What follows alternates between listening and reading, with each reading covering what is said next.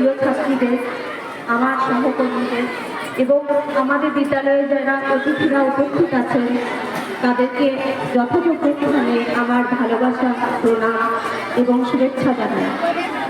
আজকের এই বিশেষ দিনটিকে আমরা প্রতি বছর খুব সুন্দর করে আনন্দের সঙ্গে পালন করে থাকি। এই বছরও তার ব্যতিক্রম নয়। তবে এই বছর আমি একটু বেশি আবেগতাড়িত এই দিনটিকে নিয়ে।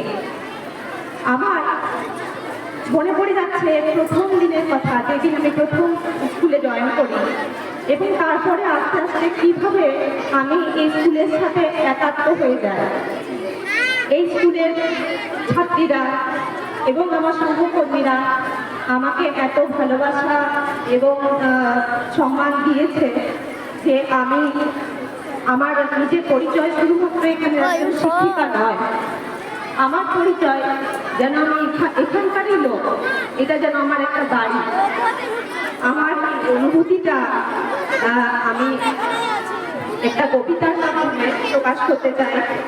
কবিতাটি হলো রবীন্দ্রনাথ ঠাকুরের লেখা, বিশ্বকবি রবীন্দ্রনাথ ঠাকুরের লেখা পরিচয়। একদিন তরিখানা থেমেছিল এই ঘাটে লেগে, বসন্তে নূতন হাওয়ার বেগে। শিখাইছিলে মনে ডাকি, পরিচয় কোনো আছে নাকি, যাবে কোনখানে?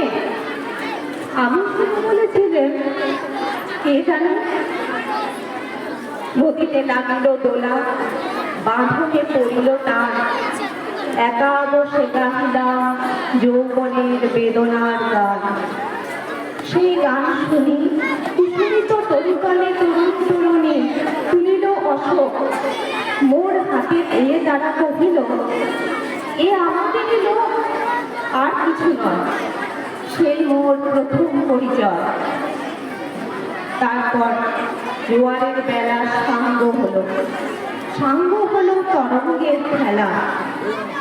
কোকিলের ক্লান্ত গানে বিস্তৃত দিনের কথা অকস্মাৎ যেন গানে।